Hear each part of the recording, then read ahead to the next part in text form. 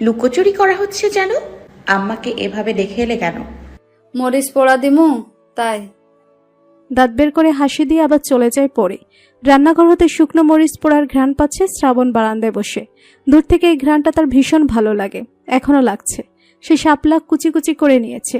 পরি মরিচ এনে দিলে নিজ হাতেই ভর্তা করেছে। আলাদা বাটিতে অর্পার জন্য রেখে বলল, পরি আম্মাকে জিজ্ঞেস করে এসো খাবে কিনা।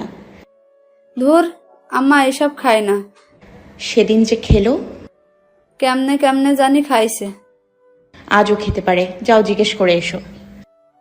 পরির ইচ্ছে করছিল না পারভিনকে জিজ্ঞেস করুক, তবুও দুয়ারে দাঁড়ালো। মন চাইছিল না পারভিন খেতে রাজি হোক, তবুও জিজ্ঞেস করতে পারভিন বলল এক চিমটি দিয়ে যেতে। পড়ল মহাজালায়। আলাদা বাটিতে করে তার জন্য একটু এনে দেয় এই ঘরে। বাটি হাতে দিতেই পারভিন বলে, তেঁতুলগুলা শেষ করছো? হয়েছে আম্মা, অহেতুক গলা বাজায়েন না। আমি একলা খাই নাই, আপনিও খাইতাছেন, আপনার পুত্রবধূও খাইতাছে। খাইবই, আবার হিসাব কইসা খায়। শেষ কথা বিড়বিড়িয়ে বলে দ্রুত প্রস্থান করে পরি। দ্বিতীয় ঝাড়ি কানে নেওয়ার কোনো রকম ইচ্ছে নেই তার। দুপুরের পরপরই ইফতেখার বাড়ি ফিরেছে। ঝিরিঝিরি বৃষ্টি পড়ছিল তখন। তার পোশাকাদি বৃষ্টিতে ভেজা। ভেজা মাথার চুলগুলো এসেই বাবাকে খুঁজল, না পেয়ে গোসলে চলে গেল। ঝটপট গোসল সেরে চলে আসে শ্রাবণ জিজ্ঞেস করল, এত তাড়াতাড়ি গোসল শেষ? কোনো মতে একটু পানি ঢেলে এসেছি, মাথা ব্যথা করছে খুব। সে কি, কেন? এমনি হঠাৎ। মাথা মুছতে মুছতে ঘরে চলে যায় ইফতেখার। শ্রাবণ দরজায় দাঁড়িয়ে বলে, খাবার নিয়ে আসবো? খাবো না এখন। বন্ধ জানালার কপাট খুলে দিয়ে বুকে ভর করে শুয়ে পড়ে ইফতেখার। শ্রাবণ দরজায় দাঁড়িয়েই চিন্তিত মুখে দেখে তাকে। পরক্ষণে পারভিনের কাছে যায়। আম্মা কালো জিরার তেল না আছে? দিন তো একটু, ওনার নাকি মাথা ব্যথা করছে। কার? ইফতির? হ্যাঁ। তেলের কৌটা হাতে তুলে দেয় পারভিন।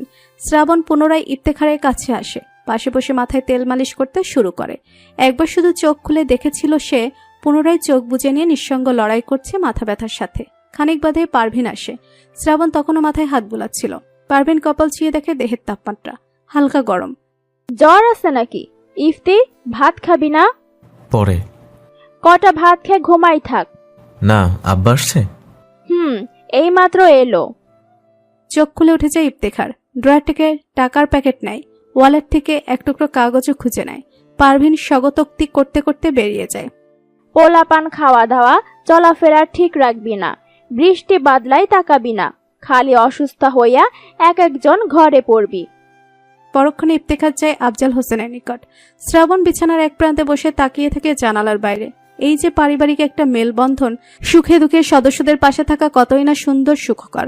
ভাবতে গেলে ব্যথাও লাগে, আনন্দও হয়। অসুস্থ হলে বাবা মায়ের উত্তেজনা দেখা, মায়ের মুখে ধারালো ব্যথাতুর কিছু বাক্য বোধহয় প্রত্যেকেরই শোনা। মায়ের সেবা করলেও বকা দিয়ে করেন।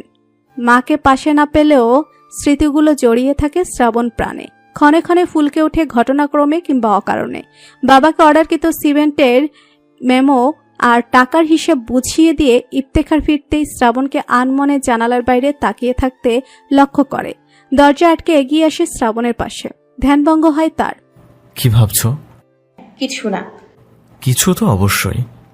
মুস্কি হাসিতেই কথা চাপিয়ে নিতে চায় শ্রাবণ। ইফতেখার শ্রাবণের হাতে টাকা দিয়ে বলে, তোমার 10,000। ধন্যবাদ। সৌজন্যমূলক আরও এক টুকরো হাসির উপস্থিতি ঘটে শ্রাবণের মুখে। ইফতেখার ঘুমানোর জন্য প্রস্তুত হয়ে পুনরায় শ্রাবণের হাতে তার মাথায় তুলে আনে। ব্যথার যন্ত্রণা দূরীকরণে ভালোই লাগছিল তখন। নিশ্চুপ আবদারে মুস্কি হেসে বিছানার কোণে শ্রাবণ টাকা গুজে রেখে আরাম করে বসে। মাথা ম্যাসেজ করে দেয় ততক্ষণ, যতক্ষণ পর্যন্ত না অনুধাবন করতে পারে ইফতেখার ঘুমিয়ে গেছে। মাঝারি তাপমাত্রা জ্বর ঠিকই পাকড়াও করেছে ইফতেখারকে। গত বিকেল থেকে ঘুমাচ্ছিলই আজ প্রাক দুপুর পর্যন্ত। মাঝখানে একবার খাওয়া দাওয়ার বিরতি ছিল মাত্র, তবে ঘুমও খুব স্বস্তির হয়নি। ভাঙা ভাঙা জ্বর যন্ত্রণাময় ঘুম। 11টার দিকে পারভিন ডেকে তুলে তাকে, ওঠ, আর কত ঘুমাবি? ওইদিকে বউ কই গেছে সে খেয়াল আছে? ভ্রু মাঝে সূক্ষ্ম ভাঁজ পড়ে ইফতেখারের। কোনো রকম অপেক্ষা ছাড়াই জিজ্ঞেস করে, কে? শ্রাবণ? তো আর কে? কোথায় গেছে? আমি কি জানি, আমার কাছে কিছু বইলা যায়? সকাল থেকে চেহারা দেখা যায় না, কোন দিকে গেছে বলতেও পারি না। কাল রাতে বাড়ি ছিল না? রাত্রে তো ছিলই, ভোরেও নামাজ পড়লো দেখলাম। এরপর আর খবর নাই। বউ মানুষ এমন হয়। আমি না করলাম, শ্বশুর না করলো, তবুও বাইরে বাইরে দৌড়াদৌড়ি করে। কে, আমি কি কোনো কাজে পাঠাই তারে? এমন হুটহাট বিয়া সাইরা যে আইলো, ঘরেও তো আয়েশ কইরাই রাখতাছি, তারপরেও কথা শুনতো না কে। সকাল নাই সন্ধ্যা নাই, যখন ইচ্ছা বের হইয়া যায়, কোনো আতা পিতা মানে না। সেদিনও কতক্ষণ কাটায়া আইলো হেই বাড়ি, আজকাও বুঝি গেছে। আমি কয়দিন যাই বাড়ি বাড়ি গল্প করতে, আর নয়া বউ হইয়া করে তামাশা। পারভিন মশারি টেনে গুটিয়ে নিতে নিতে বকবক করতে থাকে। ইফতেখার উঠে বসে ধীরে ধীরে। ওষুধের ক্রিয়ায় জ্বর তেমন বজায়নি শরীরে, কিন্তু সমস্ত শরীরই ব্যথা হয়ে আছে যেন। উঠে বসে সে চিন্তামগ্ন হয়। ভোর হতে এতটা সময় পর্যন্ত ঘরে নেই। শ্রাবণ এমনটা না করলেও তো পারে, কি দরকার মায়ের পছন্দের বাইরে চলে যাওয়ার? গেলেও তো অল্প সময়ের জন্য যেতে পারে মায়ের কাছ থেকে অনুমতি নিয়ে। ইফতেখার হাত মুখ ধোয়ার নিমিত্তে বাইরে আসে। পরীকে রাস্তা থেকে বাড়িতে প্রবেশ করতে দেখে জিজ্ঞেস করে, শ্রাবণ কোথায় রে? আমি জানি না তো, আমিও খুঁজতাছি ভাবিরে। মজিদা কাকিদের বাড়ি গেছে হয়তো, ডেকে আয়। হেই বাড়িতেই আইলাম, আম্মা পাঠাইছিল। নাই মজিতা কাকির কাছে যায় নাই আজকা, পাশের বাড়িও দেখা আইলাম। ইফতেখারের বুড়ো মাঝে এইবার দুশ্চিন্তার উপস্থিতি ঘটে। সে অর্পার ঘরে যায় দরজা ঠেলে। শ্রাবণের বই আছে এখানে, কাপড় চোপড়ও আছে, কিন্তু শ্রাবণ নেই। ইফতেখার তার কাপড়ের ব্যাগটা একটু নেড়েচেড়ে দেখে, কোনো টাকা পয়সা নেই, ফোনও নেই। শ্রাবণের কাঁধে বহন করার ব্যাগটাও নেই। সে কি টাকা পরিশোধ করতে ইউনিভার্সিটিতে চলে গেল, নাকি একা একাই? কাউকে বলে গেল না কেন? নাকি আবার এমনি কোনো প্রয়োজনে বাজারের দিকে গেল? ভাবতে ভাবতে বেরিয়ে আসে, হাত মুখ ধুয়ে খেতে বসে। মাকে জানায় শ্রাবণ সম্ভবত তার ইউনিভার্সিটিতে গেছে ফি পরিশোধ করতে। তাকে বলেছিল আগে। পারবেন নাকশ ইফতেখারের কথায়। বাড়ির বউ এখন সে, এমন মসজিদে চলাফেরা কাম্য নয় তার কাছে। যেখানেই যাক, অনুমতি নেওয়ার প্রয়োজনবোধ তার মধ্যে কেন নেই? শিক্ষিত মানুষ এইটুকু শিক্ষা কি গ্রহণ করা হয়ে ওঠেনি? আর একা একা বাইরেই যাবে কেন? আগের জীবন যেমনই থাকুক, এখনকার হিসেব তো আলাদা। ইফতেখার কোনো কথা বলে না, মনের সন্দেহে চলে যায় বাজারের দিকে। ওদিকেই গেছে কিনা আবার দেখা যাক। ফোন নম্বরও নেই সাথে, যে ফোন দিবে। এদিকে অশান্ত পরেই হাইহুতা শুরু করেছে বাড়িতে। ক্ষণে আফজাল হোসেনকে চা দিতে গিয়ে বিস্মিত মুখে খবর দিচ্ছে। ক্ষণে বকুল কাকার কাছে এমন উক্তি ছড়াচ্ছে। এমনি বকুল কাকা জানায় সে সকালেও দেখেছে ব্যাগ কাঁধে চাপিয়ে ড্যাং ড্যাং পায়ে বড় বাজানের বউ বেরিয়ে গেছে কোথাও। তারপরও ক্ষণে বিপুর সামনেই দাঁড়াচ্ছে। ভাইজান, কত ঘন্টা হয়ে গেছে, ভাবিরে পাইডা। মসজিদে গিয়া মাইকিং করেন জলদি, আমার চিন্তা লাগতেছে। পরীর বিভ্রান্তিকর উক্তি শুনে বিপু মায়ের কাছে যায় জিজ্ঞেস করে নিশ্চিত হতে। পারভেন তার সামনে ইফতেখারকে বলা কথার পুনরাবৃত্তি শুরু করেছে। সেই সঙ্গে ইফতেখারের জানানো তথ্যও দিয়েছে। তাতে এই ব্যাপারটা তার কাছে পরিষ্কার হয়েছে। পরীর মাথায় ঢুকে তাই সাজা দিয়ে আসে সামান্য কারণও এমন বিভ্রান্তির সাথে প্রকাশ করায়। প্রয়োজন হয়েছে গেছে, আবার চলে আসবে, এতে হারানো বিজ্ঞপ্তি দেওয়ার কি আছে? দুপুরের সময়টা বাইরেই ছিল ইফতেখার। বিকেলে এসেই মাকে জিজ্ঞেস করে, শ্রাবণ ফিরেছে? ফিরলে তো দেখতি, খালি আন্দাজটা দেখি এক একজনের। আক্কেল বলতে কিচ্ছু নাই। সন্ধ্যা হয়ে যায়, বউ বাড়ি ফেরার খবর নাই। তোরা ঘুমা, নাকে তেল মাইরা। এত টেনশন নিও না, সে একা চলে ফিরে অভ্যস্ত, এসে পড়বে। হ, আইতাছেই তো, দেখতাছি সব। আধুনিক যুগের আধুনিক পোলাপান তোরা। এখন পর্যন্ত অনুমতি না নিয়া বাপের বাড়ির মুখই দেখলাম না। আমি এক কথা তোরে জানাই দেই, তোরা যতই আধুনিক হস না কে, সংসার সংসারই। সংসারে থাকতে হইলে নিয়ম কানুন মাইনাই চলতে হইব। আমার কথা তো কানে নেয় নাই। তুই পরিষ্কার জানাই রাখিস তবে। আর এইটা চেয়ারম্যান বাড়ি, মান সম্মানের একটা ব্যাপারও আছে। মসজিদে সবকিছু করা যাইব না, কিছু বলিস। ইফতেখার চুপ থেকে যায়। দুশ্চিন্তা তো তারও হচ্ছে। একা একা না গেলেই কি পারতো না? এতক্ষণ লাগিয়ে দিচ্ছে, অথচ কোনো রকম যোগাযোগ নেই। আরও কিছুক্ষণ কেটে যায় অপেক্ষায়। সূর্য ডুবু ডুবু প্রায়, মাগরিবের সময় ঘনিয়ে আসছে। ঠিক এমন সময় ক্লান্ত শ্রাবণের ছায়াও চেয়ারম্যান বাড়িতে পড়েছে। আপনি আইছেন? আমি তো ভাবছি হারাইয়াই গেছেন। ছোট ভাইজানের মসজিদে পাঠাইয়া দিছিলাম মাইকিং করতে। শ্রাবণ বিস্মিত হয়। মানে? হো, আপনারে পাইতাছিলাম না, তাই পাঠাইছিলাম বিজ্ঞপ্তি দিতে, একটি হারানো বিজ্ঞপ্তি। অভিনয় ভঙ্গিতে কণ্ঠে সুর তোলে পড়ি। বিপু বাথরুম থেকে বেরিয়ে আসতে আসতে তার বিপরীতে বিরক্তির সহিত জিজ্ঞেস করে, আমি কখন মসজিদে গেছি? বিপু শুনে ফেলেছে বুঝতে পেরে জিভ কেটে শ্রাবণের পিছু লুকায় পড়ি। পরক্ষণে বিপুর প্রত্যুত্তর করে, না মানে আমি তো আপনারে যাইতে কইছিলাম। ওইটাই জানাইতাছি ভাবিরে। আমি কি গেছিলাম? না। আগ বাড়ানো কথা বলবি, চাপায় চর খাবি। শ্রাবণও কিঞ্চিত বিরক্তিতে তাকায় পরীর দিকে। তুমি যা করো না। ঠোঁট উল্টিয়ে বোকা বনে দাঁড়িয়ে থাকে পরী। শ্রাবণ ঘরে চলে যায়, ব্যাগটা কাঁধ থেকে রেখে বেরিয়ে আসে, হাত মুখ ধোয়। সন্ধ্যা হয়ে যাচ্ছে তাই কাপড় চোপড়গুলো ঘরে নিয়ে যায়। পারভিন তাকে দেখেছে কিন্তু বলেনি কিছুই। মুখটা দেখেই শ্রাবণের সন্দেহ হচ্ছে রেগে আছেন বুঝি তার উপর। তাদের দুই ভাইয়ের কাপড় চোপড় তাদের ঘরে দিতে গিয়েই দেখা পায় ইফতেখারের। খাটে হেলান দিয়ে বসে আছে, নিশ্চুপ থমথমে দৃষ্টিতে দেখছে শ্রাবণকেও। কাপড় চোপড় রেখে কাছে এসে দাঁড়ায় শ্রাবণ, কপালে হাত শুয়ে দেখতে দেখতে জিজ্ঞেস করে, আপনার জ্বর কমেছে? গায়ের তাপমাত্রা স্বাভাবিক। ইফতেখারের মুখেও নেই জবাব, তবে পাল্টা প্রশ্ন ছুটে আসে তার দিকে। কোথায় গিয়েছিলে? ইনস্টিটিউটে গেলাম, ফি পরিশোধ করে এলাম। আপনাকে বললাম না গতকালই। আজ যে যাবে তা কি বলেছ? আমিও জানতাম না আজই যে যাব। ঘুম থেকে উঠে দেখলাম আবহাওয়া ভালো, তাই হুট করে সিদ্ধান্ত নিয়ে নিলাম। আমি বলেছিলাম তোমাকে নিয়ে যাব। শ্রাবণ একবার তার শান্ত অথচ গম্ভীর চোখ দুটোতে তাকিয়ে আবার দৃষ্টি নামিয়ে আনে, নরম গলায় জবাব দেয়, আপনি অসুস্থ তাই একাই গেলাম। ভোরে জানিয়ে যেতেও ইচ্ছে হলো না, তাই ভাবছিলাম অসুস্থ সরিয়ে নিয়ে না আবার যেতে চায়। মাকে বলে যেতে পারতে। আম্মা নামাজে দাঁড়িয়েছিল, সকাল সকাল না গেলে জ্যামে পড়তে হবে, তাই অপেক্ষা না করে তাড়াহুড়ো করে চলে গেছি। বিরক্তি নিংড়ে ফেলা একটা নিঃশ্বাস ভাসতে শোনা যায় ইফতেখারের। মুখে কোনো বাক্য জাগায় না আর। শ্রাবণও নীরব, যেন ওই মুখের প্রশ্ন পাওয়ারই অপেক্ষা আর সে তার জবাব দিতে প্রস্তুত।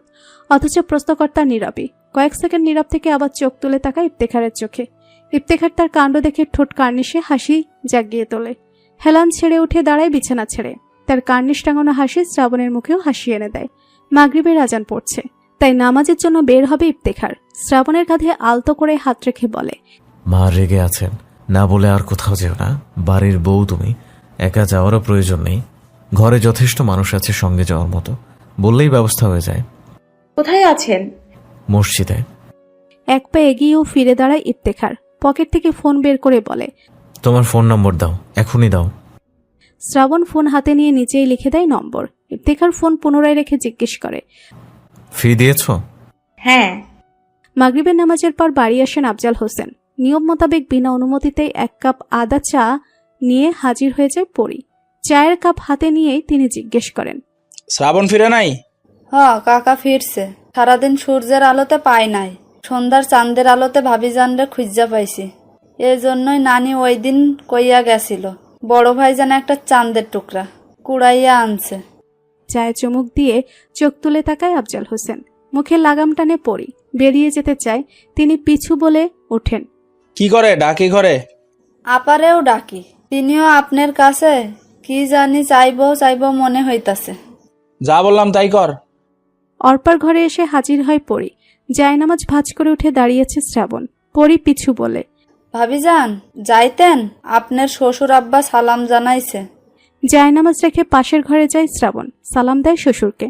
আফজাল হোসেন জিজ্ঞেস করে, কই গেছিল? জি, ইউনিভার্সিটির কিছু ফি বকেয়া ছিল, পরিশোধ করে এলাম। এখনো পড়তাছো? না, শেষ।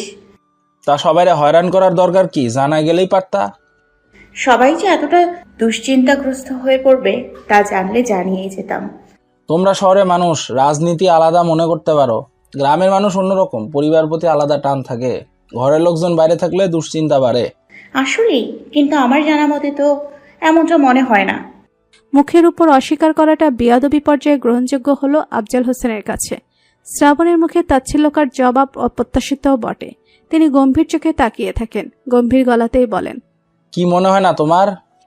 এই যে আলাদা টানের কথা বলেন, গ্রামে আমার দেখা এমন কিছু পরিবার আছে যারা ঘরের মানুষ বছর যাবৎ বাইরে থাকলেও খবরই রাখে না। তবে আমার এইটুকু সময় বাইরে থাকায় সবার প্রীতিটা আমারও ভালো লেগেছে। ইস, যদি এমন গুরুত্ব সবাইকে দেয়া হতো। যাই হোক, বাদ দেন। আরো কিছু বলবেন? আফজাল হোসেন একই রকম গম্ভীরতা বজায় রেখে বলেন, যখন ইচ্ছা তখনই বাইরে যাও না। বউ বেটির বাইরে যাওয়ার বেশিরভাগ প্রয়োজন পুরুষই করে দিতে পারে। সেটা যাই হই না, ইফতিরের সঙ্গে নিয়ে যাবা। শ্রাবণ বের হওয়ার আগে অর্পা প্রবেশ করেছে ঘরে। বাবার পাশে বসে বাহু জড়িয়ে আহ্লাদিত কণ্ঠে বলে, আব্বু, আমার 1000 টাকা লাগবে। টাকা দিয়া কি করবা? কিছু লাগলে বলো, আইনা দেই। না, টাকাই লাগবে। আমরা বান্ধবীরা একটা প্ল্যান করেছি, একটা ক্লাস পার্টি করব। বেশি দিন তো নেই, এক একজন এক এক দিকে চলে যাবে। দিবা না? ক্লাস পার্টির কি দরকার? কদিন পর তো বিদায় অনুষ্ঠানই হইব। ধুর, বিদায় অনুষ্ঠানের সাথে পার্টির তুলনা। তুমি টাকা দিবা ব্যাস। আচ্ছা দেহুম নে। দেখবা না, না দিবা। আইসা। রাতে বৃষ্টি হয়েছে। ভোর সতেজতার রূপ ধরে বসেছে। বৃষ্টিতে মুখরিত ভুবন, বাতাসের শীতল আর্দ্রতা গায়ের লোম দাঁড় করিয়ে দিচ্ছে শ্রাবণের। গেটের দিকে তাকিয়ে দেখে আবছা ভরে টুপি মাথায় মসজিদ প্রাঙ্গণে ছুটে যাচ্ছে আফজাল হোসেন। এই ঘরের দরজা খোলার শব্দেই মূলত ঘুম ভেঙে গেছে শ্রাবণের। ছেলের দুটোকে ডেকে গেলেই কি পারতেন না তিনি? স্বগতোক্তি করতে করতে ব্রাশ ঠেকিয়েছে দাঁতে, পায়চারি করছে আর দাঁত মেজে যাচ্ছে। পরীটাকে ডেকেছিল নামাজের জন্য। একবার সাড়া দিয়ে আবার ঘুমে তলিয়ে গেছে দেখা যায়। পারভিনকে অজু করতে দেখা যাচ্ছে। বাইরের বাথরুম থেকে ইফতেখারকে অজু করে বের হতে দেখা যায়। উঠেছে তবে সাহেব। বারান্দায় ঝুলন্ত গামছায় হাত মুখ মুছতে এলে শ্রাবণ এগিয়ে বলে, বাবা, আজ ভোরে জেগে উঠলেন কেন? তুমি ডাকলে তো প্রতিদিনই উঠতাম। আজকে ডেকে দিয়েছে? অপেক্ষায় থাকতে থাকতে নিজে নিজেই উঠে গেছি। মৃদু শব্দে হাসে শ্রাবণ। আপনি একা থাকলে প্রতিদিনই ডেকে দিতাম, যদি আমি জাগতে পারতাম আর কি। আচ্ছা। মাথায় টুপি দিতে দিতে সেও চলে যাচ্ছে মসজিদের উদ্দেশ্যে। শ্রাবণ ঘরে নামাজ আদায় করে সবার আগে রান্নাঘরে এসেছে আজ। নিত্য সকালে শ্বশুর শাশুড়ি চা পান করে জানে সে। মাঝে মাঝে তারও ভোর জমে 1 কাপ চায়, তাই আদা চায়ের ব্যবস্থা করে নিচ্ছে নিজ হাতে। পারভিন এসেই হয়তো চা করতে নাগে। পুটবধূ করছে, তাই হাঁড়িতে ভাতের চাল নিতে থাকে। পরীকেও ঘুম থেকে ডেকে যায় ফাঁকে তালে। আফজাল হোসেন বাড়ি ফিরতেই চা দিয়ে যায় শ্রাবণ, নিজেও নিয়েছে 1 কাপ। দরজার সামনে দাঁড়িয়ে ইফতেখারের উদ্দেশ্যে বলে, চা খাবেন আপনি? ইফতেখার আবার ঘুমাতে যাবে ভাবছিল। চায়ের অফার পেতেই কি মনে করে বেরিয়ে এলো। শ্রাবণের হাতের কাপটাই নিয়ে নিয়েছে। মুস্কি হেসে শ্রাবণ আরেক কাপ নিয়ে এসেছে।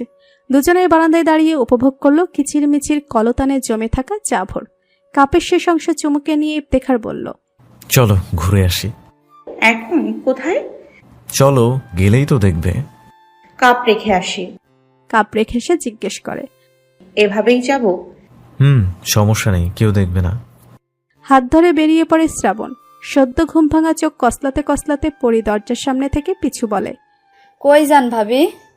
দেখি তোমার ভাইজান কোথায় নিয়ে যায়। ইফতেখার শ্রাবণের হাত ধরে পশ্চিমে হাঁটতে শুরু করেছে। গোয়ালে কর্মরত অবস্থায় বকুল কাকাকে পাওয়া গেছে। মাত্রই এসেছেন তিনি। ইফতেখার পিছু ডেকে নৌকার চাবি ও বৈঠা চায়।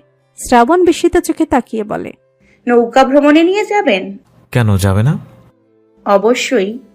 বৃষ্টিতে ভিজে স্যাঁতস্যাঁতে হয়ে আছে নৌকা, তাই বকুল কাকা এক টুকরো কাপড় দিয়েছে সাথে মুছে নেওয়ার জন্য। প্রথমবারের মতো আজ ইফতেখারকে বৈঠা হাতে দেখেছে শ্রাবণ। বিস্তীর্ণ বিলে নৌকার 2 প্রান্তে দুজনের বিচরণ। বাতাসের শীতল স্পর্শ আর মনে জাগা প্রণয়ের টান উভয় সুন্দর। আর সুন্দর বিলের দর্শনরূপ। সদ্য প্রস্ফুটিত হওয়ার সকাল, অবর্ণনীয় সুন্দর নৌকার মাঝিও। ঘাস ও লতাচ্ছাদিত প্রান্তরটুকু পেরিয়ে নৌকা পানির স্বচ্ছতা ছুঁয়ে নিতেই দুষ্টমিযোগে শ্রাবণ পানির ছিটা দেয় ইফতেখারের মুখে। ইফতেখার হাসি মুখে ঘাড় ঘুরিয়ে চোখ বন্ধ করে নেয়। বৈঠা ক্রিয়া থামিয়ে শার্টের বাহুতে মুখ মুছে তাকিয়ে বলে, আমি দিলে অর্ধেক ভিজে যাবে। ইস, আমি কি আপনাকে এতটা ভিজিয়ে দিয়েছি? কিন্তু আমি ভেজাতেও পারি। শ্রাবণ হাসি ঠোঁটে চেপে পুনরায় দুহাত স্বচ্ছ পানিতে নাড়াতে থাকে। এই জায়গাটা আমার ভীষণ ভালো লাগে। সেদিন তোতা পাখি সাঁতার কাটতে নেমে গেছিল এখানে। চলো তবে আমরাও নেমে পড়ি। আপনি নামেন। আমি একা নামবো না, তোমাকে নিয়েই নামবো। আমার এত শখ জাগেনি সকাল সকাল ভিজতে। ইফতেখার দুষ্টু হেসে একদিকে ভর করে নৌকা হালকা কাত করে দেয়। ফেলে দিই? শ্রাবণ নৌকা 2 প্রান্ত আঁকড়ে ধরেছে সাথে সাথে। ভয় পাই না আমি, ফেললে আপনাকেই তুলতে হবে। এত ভরসা? প্রেম। দুষ্টু প্রত্যুত্তরের সাথে দৃষ্টি ডানে সরিয়ে খিলখিলিয়ে হেসে ওঠে শ্রাবণ। ইফতেখারও নিঃশব্দে হাসে তার দুষ্টু ক্রিয়ায়। পুনরায় বৈঠা চালিয়ে যায় শাপলা বিলের দিকে। শ্রাবণ জানতে চায়, ওই পাশে ঘাসের পাকানো জট, এই পাশে শাপলার জট, তবে এইটুকু অংশ ফাঁকা কেন? বর্ষার আগে মাটি কাটা হয়েছে এদিকে, তাই ঘাস জন্মেনি। আপনাদের জমি নেই এদিকে? এখানে নেই, ওদিকে আছে সব, ছেড়ে এসেছি। আজ শাপলা বিল ঘুমায় না। ঘুমের সময় হয়নি হয়তো এখনো। প্রতিটি ফুল শুভ্রতা ফুটিয়ে রেখেছে বিল জুড়ে। ওই দূরে আরো 2টো নৌকা লক্ষণীয় হচ্ছে। ভোরের আলো ফুটতেই বাচ্চারা শাপলা কোড়াতে চলে এসেছে। কিন্তু এই দম্পতি শাপলা কুড়াতে আসেনি, এসেছে রাত জাগাই তারাদের প্রভাতের শুভেচ্ছা জানাতে, এসেছে গল্পে স্বল্পে প্রণয়ের মালা গাঁথতে। শুভ্র শাপলা নৌকা ঘিরে রেখেছে চারিদিক থেকে। ইফতেখার নিজ প্রান্ত ছেড়ে ঠাঁই নিয়েছে শ্রাবণ প্রান্তে। পাশাপাশি বসে জমিয়েছে গল্প সম্ভার। স্থির নৌকায় জানাচ্ছে নিজেদের। গল্প করতে করতে হাতে শাপলার মালা তৈরি করছে শ্রাবণ। ইফতেখার পাশ থেকে একটা কপাট মেলে রাখা পূর্ণ শাপলা নিয়ে শ্রাবণের কানে গুজে দিয়ে বলল, ফুটন্ত শাপলা আর আমি সবই আছে পাশে, তবে আজ কেমন লাগছে এসে? হাতের গড়া শাপলার মালা ইফতেখারের গলায় দিয়ে শ্রাবণ মিষ্টি হেসে প্রত্যুত্তর করে। অপূর্ব। গলার মালায় হাত রেখে ইফতেখার বলল, মালা পরে মেয়েরা, আমার গলায় কেন? বিয়েতে মালা বদল হয়নি তাই। আচ্ছা। খিলখিলিয়ে হাসে শ্রাবণ। নিজের গলা থেকে মালা খুলে শ্রাবণের গলায় বদল করে নেয় ইফতেখার। পরক্ষণে কোমল স্পর্শ স্থির করে কপালে। শ্রাবণ বাড়ি নিয়ে আসার জন্য 1 আটি পরিমাণ শাপলা তুলে নিয়েছে। আটি বেঁধে দিয়েছে ইফতেখার নিজেই। মেঘেরা গুড়ুম গুড়ুম ডাকছে। যখন তখন শ্রাবণধারা বইতে পারে, তাই বাড়ি যাওয়ার উদ্দেশ্যে শাপলা বিল ত্যাগ করে এই যুগল। সময়টা অনন্য ছিল দুজনের জন্যই। বাড়ি ফিরেই দেখে রক্তাক্ত মাথায় এসে দুয়ারে দাঁড়িয়েছে গ্রামের এক মধ্যবয়সী লোক। জীর্ণশীর্ণ দেহ আর পরনে মলিন লুঙ্গি। এক হাতে মাথা চেপে রেখে দাঁড়িয়েছে চেয়ারম্যানের মুখোমুখি। সঙ্গে আছেন এমনই জীর্ণশীর্ণ দেহের অধিকারী এক মহিলা। মাথায় ঘোমটা থাকলেও গলার স্বর যথেষ্ট উঁচু। অশ্রুসিক্ত উভয়ের নয়ন। হামলাকারীর নামে বিচার দিচ্ছে চেয়ারম্যান সমীপে। দূর থেকে দেখে ইফতেখার ও শ্রাবণের ভুরু মাঝে কুচকানো ভাব চলে আসে। ইফতেখার এগিয়ে যায় দ্রুত পায়ে। শ্রাবণও চিন্তিত ভঙ্গিতে গলার মালার কানের ফুল হাতে নামিয়ে নেয়। দ্রুত কদম ফেলে এগিয়ে যায় ইফতেখারের পিছু পিছু। ইফতেখার লোকটির পাশে দাঁড়িয়ে বলে, খায়ের কাকা, কি হয়েছে? লোকটি হামলাকারীর নামের আগে গালি দিয়ে জানায় তার ভাতিজা তাকে মেরেছে। মহিলার কর্কশ কণ্ঠে উচ্চারিত হয়, ঝগড়া শুরু হয়েছে তাদের দুই চায়ের মধ্যে। কথা কাটাকাটি চলার এক পর্যায়ে হুট করে ছেলে ঘর থেকে বেরিয়ে এসে মহিলাকে লাথি মেরে ফেলে দিয়েছে। তার স্বামী অর্থাৎ খায়ের লোকটি তখন এগিয়ে ধমকে কৈফত চাইতে গেলে তার উপরই খুঁটি হাতে হামলা করে বসেছে। মাথা থেকে রক্ত ঝরিয়েছে। তারা শিগগির এর বিচার চায়, এক্ষুনি চায়। আফজাল হোসেন বারান্দার প্রবেশপথে দাঁড়িয়ে থেকে বলছেন যে, আচ্ছা আমি দেখুন না, তুই গিয়া চিকিৎসা নে। না, আগে বিচার করেন। এহেন স্যার বিচার চাই। কয়দিন পরে পরেই হ্যাই দৌড় মারতে আইব কে? এর আগেও মেম্বার বিচার কইরা দিছে, কোনো মান্যতা হাই করে না। আপনি কিছু করবেন নাকি কন? বললাম তো আমি দেখুন, তুই যা। ইফতেখার তার কাঁধ স্পর্শ করে বলে, কাকা আপনি ডাক্তারের কাছে যান, আব্বা বলছে তো দেখবে, চিন্তা করবেন না। অপরাধ যখন করেছে বিচার হবে। কাকি আপনি নিয়ে যান তো, রক্ত ঝরা বন্ধ করুন আগে। তারা বাড়ির বাইরে গেলেই আফজাল হোসেন ইফতেখারকে বলেন। ইফতেখার মাথা নেড়ে সম্মতি জানিয়ে চলে যায় সাথে সাথে। শ্রাবণ পিছু বলে দেয়, আপনি আবার উল্টাপাল্টা করতে যেন না, যেন মাথা গরম হতে সময় নেয় না তো আপনার আবার। ইফতেখার এক পলকের জন্য পিছু ফিরে তার দিকে তাকায়। আফজাল হোসেন ও শ্রাবণের কথার সুর ধরে বলে, ও তুই কিছু করিস না, জেনে আয় শুধু। ইফতেখার চলে যেতেই শ্রাবণ শাপলার আটি হাতে বারান্দায় আসে। তার বড্ড খারাপ লাগছে তাদের দেখে। রাগ হচ্ছে ছেলেটার উপর। একটা ছেলে কিভাবে একটা মাতুল্য নারীর গায়ে লাথি মারতে পারে, বাবাতুল্য চাচার মাথা ফাটিয়ে রক্তাক্ত করতে পারে। পারভিনের সাথে দাঁড়িয়ে অরপার পরিও দেখছিল এতক্ষণ তাদের। শ্রাবণ পরীর হাতে শাপলার আটি ধরিয়ে দিতে পরি জানতে চায়, আপনারা নৌকা দিয়া ঘুরে আইলেন? শ্রাবণ চিন্তিত মুখে মাথা নেড়ে পরীর জবাব দিয়ে আবার পিছিয়ে গিয়ে দাঁড়ায় আফজাল হোসেনের সামনে। ওনাদের একটা জিডি করলে ভালো হতো না আব্বা? বিচার যখন আমি বসামো, জিডির কি দরকার? আইনও তো বসে থাকার জন্য সৃষ্টি হয়নি। আপনি পুলিশ ডেকে দিলেই হয়তো বেশি ভালো হতো। যেহেতু কদিন পরই ছেলেটা তেরে মারতে যায় বলল, ভয়ের জন্য হলেও আইনি পদক্ষেপ নেওয়া দরকার। আমি যা বুঝি তুমি তা বুঝো না। তা হয়তো বুঝি না, কিন্তু স্পর্ধাটুকু পরিমাপ করতে পারি। কতটা জঘন্য স্পর্ধা নিয়ে সে কোনো মাকে লাথিতে ফেলে দেয়, তার শাস্তিটাও তো সেরকমই হওয়া দরকার। একবারই এক মানুষ, আজ ঝগড়া লাগলে কালকে আবার একত্রে চলবো। এসব ব্যাপার আইনি ঝামেলা না টানাই ভালো। দুঃখের সাথে ঠোঁটের কোণে সামান্য তাচ্ছিল্যকর একটা হাসি স্পষ্ট করে শ্রাবণ বলে, আজ মাথা থেকে কয়েক ফোঁটা রক্ত ঝরিয়েছে। কাল যে প্রাণটাকেই দেহ থেকে ঝরিয়ে দেবে না তারও নিশ্চয়তা নেই। কথা বলেই হাত মুখ ধুয়ে নিতে চলে যায় সে। আফজাল হোসেন তাকিয়ে থাকেন তার যাওয়ার পানে। বড়দের কথার উপর ছোটদের দখল দেওয়াটা তিনি ঠিক পছন্দ করেন না, কিন্তু যুক্তি ও স্পষ্ট বাদিতায় আকৃষ্ট হন বটে। এই মেয়েটা ভাষ্যের দিক থেকে ভীষণ সুস্পষ্টবাদী, কিন্তু কথাগুলো বলে বিদ্ধ ভাবার্থে। সরল বাক্যের জটিলতার ভাব স্পষ্ট না করলেই যেন চলে না তার। উপস্থিত পারভিনের কাছেও ভালো লাগলো না শ্রাবণের আচরণ। শ্রাবণ যখন রান্নাঘরে আসে, পারভিন তখন আফজাল হোসেনের নাস্তা গোছায় প্লেটে। শ্রাবণকে দেখতেই গম্ভীর মুখে বলে, 5-6 বছর যাবৎ চেয়ারম্যান তিনি, এমনি এমনি দায়িত্ব পালন করতেছে না। ছোট মানুষ, ছোটর মতো থাকবা। মুরব্বিগো কথা কাজের উপর পাকনামি করা ছাড়ো, এসব তোমারে সাজে না। বউ না খালি, আমার একটা মাইয়াও আছে ঘরে, তোমারও ভিন্ন চোখে দেখি না। হয়তো শাশুড়ির কথা গায়ে লাগবে বেশি, কিন্তু এইসব বেয়াদবি। উচ্চ ডিগ্রি পাইছো, কিন্তু আদব কায়দা তেমন পাও নাই দেখতাছি। শ্রাবণ কোনো কথা রাখে না তার বিপরীতে। পারভিন প্লেট নিয়ে বেরিয়ে যেতে যেতে বলে যায়, ঢাকনার নিচে রুটি আছে, হাঁড়িতে ভাতও আছে, যেটা ভাল লাগে খাও। শ্রাবণ প্লেট নিয়ে 2 মুঠো ভাতই তুলে নিল। রান্নাঘরের জানালার পাশে মোড়া পেতে বসে এখানেই খেতে লাগলো। এক লোকমা মুখে তুলে বাইরে তাকিয়ে থাকে ভাবুক ভঙ্গিতে। পরবর্তী লোকমায় এভাবে পড়ে যায় অস্বাভাবিক বিরতি।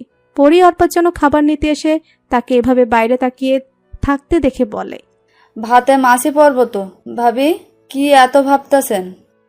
মুখে মৃদু হাসি এনে ডানে বামে মাথা নেড়ে খাওয়ায় মনোযোগ দেয় পুনরায়। বাইরে এসে ইফতেখারের দেখা পায়। বৃষ্টি নামতে শুরু হয়েছে ফোঁটা ফোঁটা। ইফতেখার উঠোন ভেদ করে দৌড়ে আশ্রিত হয় বারান্দায়। মাথার চুল ছাড়তে ছাড়তে যায় বাবার ঘরে। শ্রাবণ বারান্দায় দাঁড়িয়েই শোনে তাদের কিছু কথোপকথন। শফিক ছেলেটাকে বাড়ি গিয়ে পায়নি সে। তার মায়ের কাছে শুনে এলো কিছু। তিনি জানালেন উল্টো তারাই স্বামী স্ত্রী মিলে আগে হামলা করেছে তাদের মা, ছেলে আর বাবার উপর, তাই তারাও পাল্টা দিয়েছে। বাবা মাকে অক্ষত অবস্থায় দেখা গেছে। ছেলেকে যে খুব মেরেছে বিশ্বাসযোগ্য নয়। ইফতেখার তাদের 3 জনকেই বিকেলে আসতে বলে এসেছে চেয়ারম্যান বাড়িতে। মলিন মুখে কলেজের জন্য তৈরি হয়েছে কান্তা। এরই মধ্যে নামতে শুরু করেছে টুপটাপ ফোঁটা ফোঁটা বৃষ্টি। ছাতাটা কোথায় রেখেছে খুঁজে পাচ্ছে না। ছাতাবিহীন বের হলেই না মাঝ রাস্তা ছুতে ছুতে ভিজে যাবে পোশাক আদি। কিছুক্ষণ খুঁজে বারান্দায় দাঁড়িয়েছে মায়ের অপেক্ষায়। পুকুরে হাঁড়ি পাতিল মাজতে গিয়েছিল শিরিন। বৃষ্টি পড়তে দেখেই ঝটপট কাজ সেরে বাড়ি ছুটে এসেছে। বারান্দায় বোরকা পরে মেয়েকে দাঁড়িয়ে থাকতে দেখেই তার কপাল কুঁচকে আসে। হাঁড়িগুলো চটের বস্তায় উপর করে রেখে কর্কশ কণ্ঠে জিজ্ঞেস করে, কই যাস তুই? কলেজে। কোনো কলেজ ফলেজে যাওয়া লাগবো না, ঘরে যা। বোরখা খোল গিয়া কইতাছি। পরীক্ষা, আমার যাইতেই হইব। কোনো পরীক্ষাও লাগতো না আমার। বহুত করছস পড়াশোনা। আম্মা, এমন করো না তো, সময় চলে যাইতেছে। ছাতা কই রাখছো? ছাতা পাতার খবর জানি না, তোর ঘরে যাইতে কইছি, তুই ঘরে যা। লাগবো না তোমার ছাতা। ধমক দিয়ে উঠোনে নেমে যায় কান্তা। শিরিন পিছু হতে গলা উঁচিয়ে বলে, এই যে যাইতাছস যাও, আর আহিস না। বিপরীতমুখী দুয়ার হতে মজিদা বলে, যাক না, এমন করস কে? পরীক্ষা যখন কলেজে যাইতো না? আরে ভালা না, ভালা না, ভালো হইলে ঠিকই পড়ালেখা করাইতাম। কেন, কি করছে? করে না, এ করতে কতক্ষণ। বন্ধু বান্ধব লইয়া চলা হইলে লাগতো না এরকম পড়ালেখা। বিয়া দেমু, জামাইয়ের ঘরে গিয়ে সংসার করব, পড়ালেখা দিয়ে কি হইব? ঠমকে ঠমকে ঘরে চলে যায় শিরিন। বলতে গিয়েও যেন বলতে পারে না, কারণ কানাঘুষায় জানাজানি হবে। গরিব এমনিতেই মূল্যহীন। কোনো অসম্মানজনক কথা জুড়লে কন্যা প্রদানের জন্য একটা ভালো ঘরও খুঁজে পাওয়া যাবে না। এমনিতেই তো পাত্র মেলে না। পাত্রের দুর্নাম রটলে এই মেয়ের কি করবে? বুক ভরা কষ্ট একা একাই পুষে যায় বুকের মাঝে। মনোযোগ দেয় আসবাব গোছানোর কাজে। হাড়ির ঢাকনা খুলে দেখে ভাতও খেয়ে যায়নি মেয়ে। না খেয়ে মুখটা শুকিয়ে যাচ্ছে একদম। মায়ের কষ্ট লাগে না বুঝে চেহারা দেখে, কিন্তু রাগও তো কমানো যায় না। কত স্পর্ধা নিয়ে বলে দিল বিয়ে দিতে হলে ওই ছেলের সাথেই দিতে। দুয়ের যে কোনো দিক হতেই মিলবে না। এটা কি একবার ভেবেছে? বাজারে ছাত্রলীগের ক্লাবে বসেছিল বিপু। চোখের পলকে একবার মনে হলো রিকশায় কান্তাকে দেখল, কিন্তু কান্তা তো হেঁটে যাওয়া আশা করে। মনের সন্দেহ বলে ছেড়েও যেন ছাড়তে পারল না। দুপুরে মন টেনে আনলো তাকে কলেজের দিকে। কলেজ ছুটির সময় এসে দাঁড়িয়ে রইল কলেজের পাশে। যদি এসে থাকে অবশ্যই দেখা হবে। হলোও তাই। কান্তা বের হওয়ার সময় তাকে দেখেছে রাস্তার বিপরীতে। এড়িয়ে যেতে 2 পা এগিয়েও থেমে গেল। পুনরায় তাকিয়ে রাস্তা পেরিয়ে বিপুর কাছেই গেল। এখানে দাঁড়িয়ে আছেন কেন? বিপু জবাব না দিয়ে সামনে হাঁটতে থাকে ভিড় কাটিয়ে ওঠার নিমিত্তে। সাথে কান্তাও হাঁটে সমতলে। ছাত্রছাত্রীদের উপস্থিতি অংশ কাটিয়ে এলেই পায়ের গতি ধীর করে হাঁটতে থাকে দুজনেই। কান্তাকে জিজ্ঞেস করে, তোকে দেখা যায় না কেন আজকাল? কি দরকার? দেখাটাই দরকার। দৃষ্টি ফিরিয়ে বিপুর চোখে তাকায় সে একবার। বিপু তার বাম পাশ থেকে ডান পাশে এসে হাঁটে। তার লক্ষ্য করে কান্তা বলে, ঘরে থাকতেই তো আমার ভয় করে। রাস্তার নিরাপত্তা নিশ্চিত করে কি হবে? একটা গাড়ি এসে মেরে দিয়ে গেলেও ভালোই হবে। একটা চর দিব কষিয়ে। এক চরে যদি মেরে ফেলতে পারেন তো দেন, তোকে মেরে আমি জেল খাটতে পারবো না। আর আমাকে অন্যের ঘরে খুব দেখতে পারবেন। আবার বিয়ে ঠিক হয়েছে? বিপু কৌতূহলী চোখে তাকায় কান্তার দিকে। কান্তা মলিন মুখে পথ চলতে চলতে জবাব দেয়,